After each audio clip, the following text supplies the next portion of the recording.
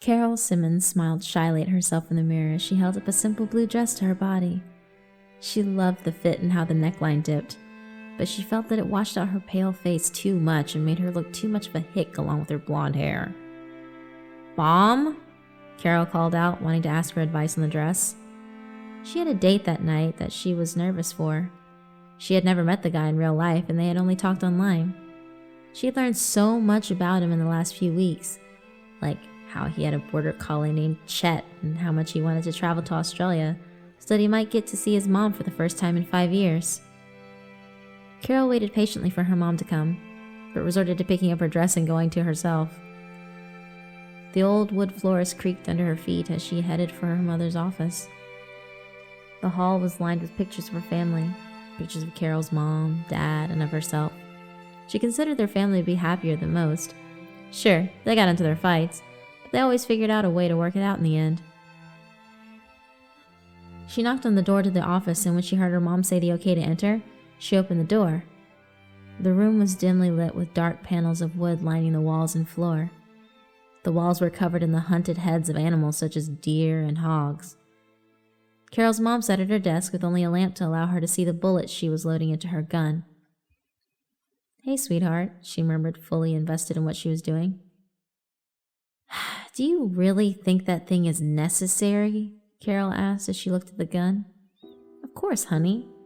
What if this guy tries to pull something funny? I know that you've been on plenty of other dates before, but it still makes me nervous, you know?"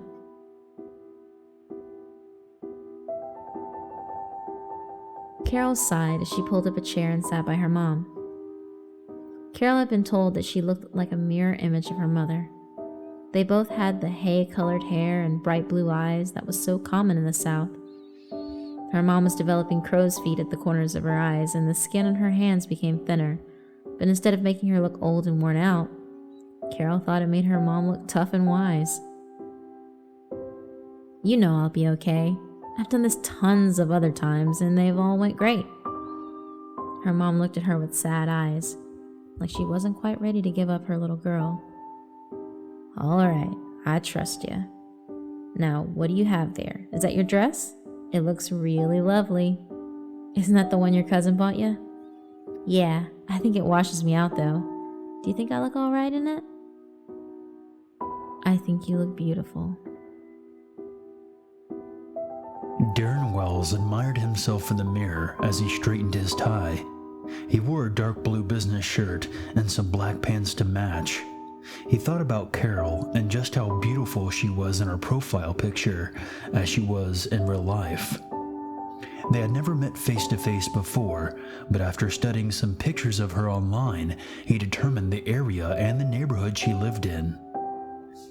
All it took to find out which house was hers was due to the slack jaws of some of the neighbors and a charismatic smile. He took one last look at himself before he began to clean up his room. He wanted his place to look nice, even though the house looked ready to fall over and the neighborhood had 3 murders on it in the past year. His plan was to chat her up and pretend he was interested in what she had to say. He would seduce her into his car and drive her back to his place. Then he would give her a nice glass of wine, traced with something to knock her out quick. He then would proceed to tie her up in his basement and have some fun with her for a couple of days before he grew bored and beat her until her heart stopped. He always did like giving them a proper funeral by throwing them in a dump. The memory slipped into his mind like a snake. He was hiding in a closet as he listened to the whimpers of his mother in the room. Her blouse had been torn at the sleeve, and she had blood trickling down her face to match its color. Her brown hair had been turned into a nest of tangles and bald spots from where his dad had ripped it out. He watched as her head flicked from side to side as she took each punch from his father's massive fists. His dad screamed, "I saw you looking at the young waiter. I saw how you had eyes for him, how you gave him that big tip. Don't pretend you don't know what's going on." He remembered how her body stopped struggling, how her face turned towards her precious son hiding in the closet. Her eyes were empty. but his dad kept hitting until he grew tired and threw her body back onto the ground. He kicked her one last time for good measure before he left the room and came back with a garbage bag and stuffed her inside. Darren had never thought you could fit a person inside one of those until his father did it. His dad then dragged him out of the closet by the collar of his shirt and made him come along. He watched as his dad threw his mother into a garbage truck and walked away like he had just taken out the weekly trash. With veins popping from his forehead, Darren pulled at his hair and launched himself into a wall, trying to fight the memory away. He just wanted it to go away. He always remembered one thing his father told him after he killed his mother. She was a whore, Darren. A filthy skank. All women are. If they're dead, they can't go and sleep with other men. Darren smiled, knowing that this was going to be the last night that Carol Simmons was going to be seen alive.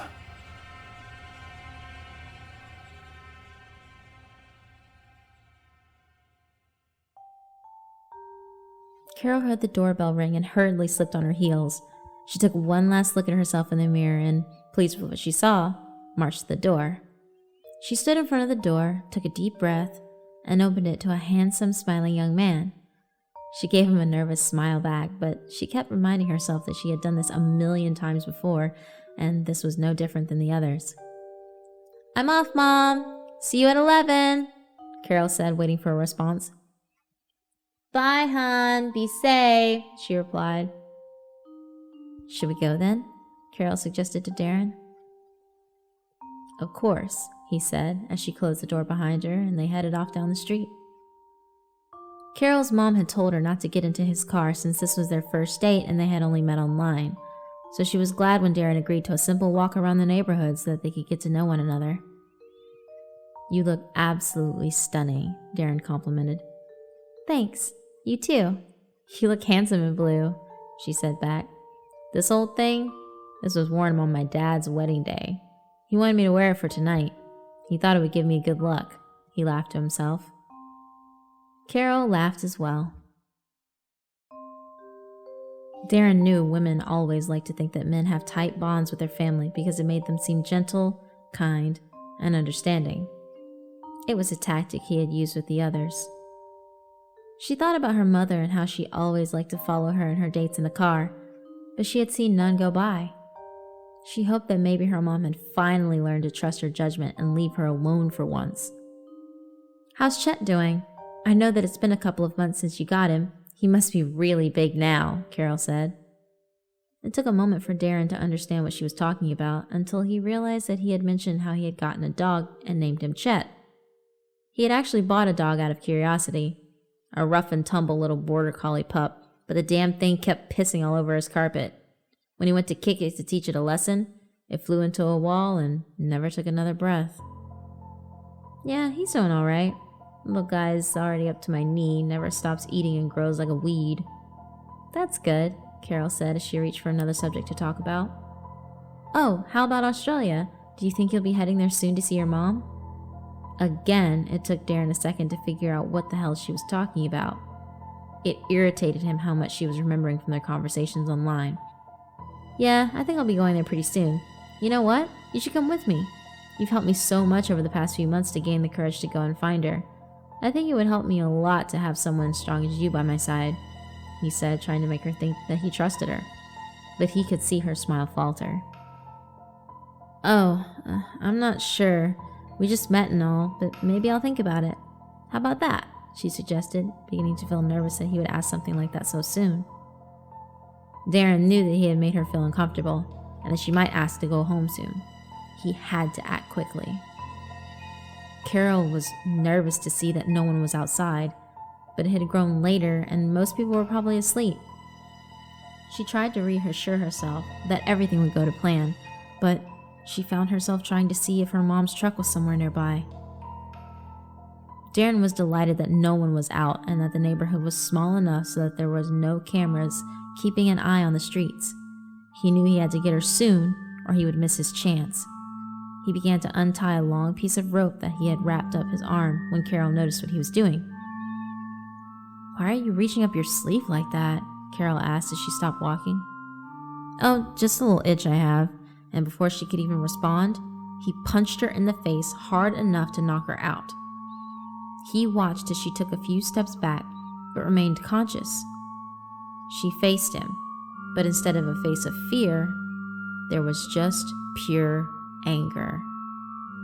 "What the hell?" Darren said to himself as Carol slipped off her heels and ran at him. She tackled him to the ground and began to punch him over and over again, her eyes burning with fury. Right as his consciousness was about to leave him, he managed to grab onto her arm, flip her over so that she was on the ground, but his thumbs on her windpipe, and squeeze. Her horrible squeaks and gurgles came from her mouth as she fought for breath. Her hands tried to reach for his throat, but he was able to easily avoid them.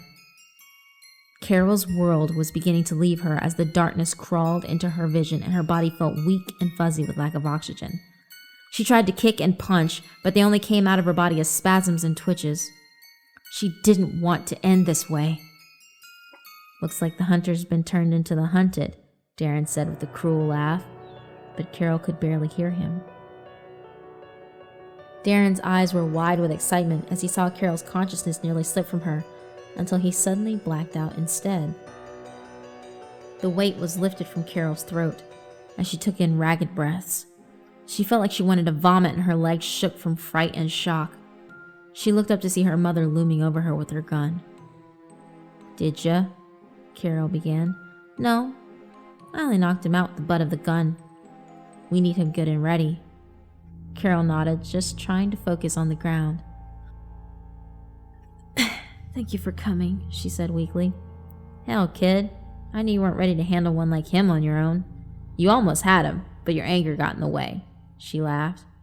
"You should have seen his face when you ran at him. You nearly had him."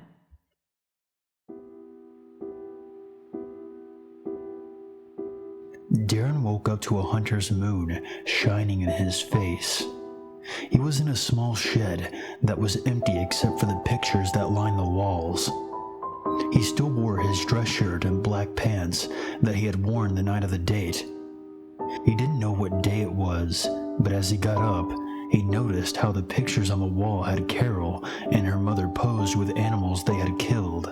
Some were with deer, and there was even one with a bear, but there were others that caught his attention. They were there almost looking like regular pictures, but they were the very opposite.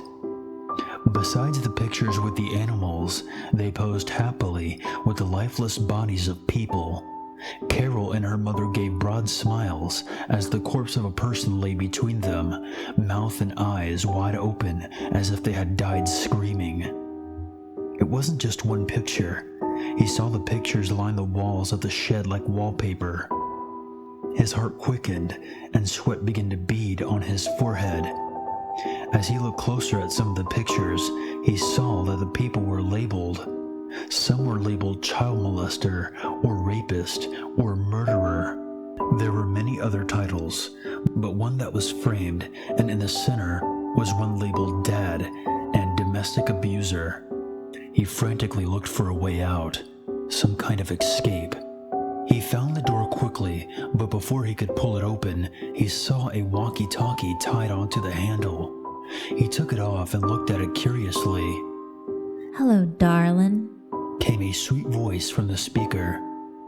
Darren dropped the walkie-talkie out of fear and backed away into the corner at the sound of Carol's voice. "I bet you're wondering what you're doing here. Well, let me explain some things.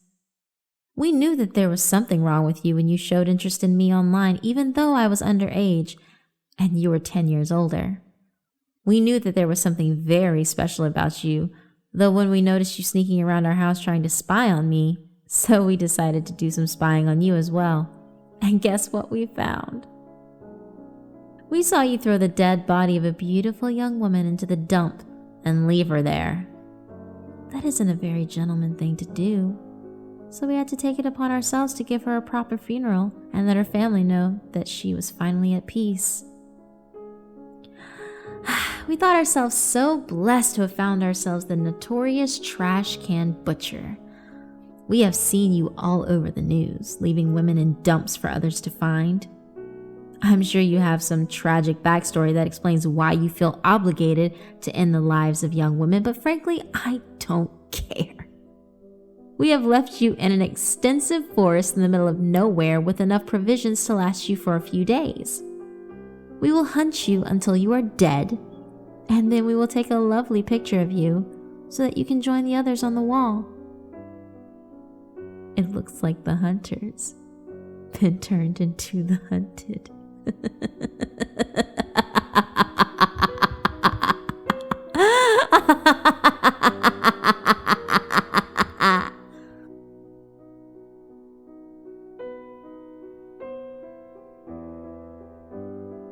Carol finished with a twisted laugh. In the distance, Darren could hear a horn sound along with a pack of dogs barking. He grabbed his pack and left the shed with his now wet pants and frightened eyes, never to kill another soul again.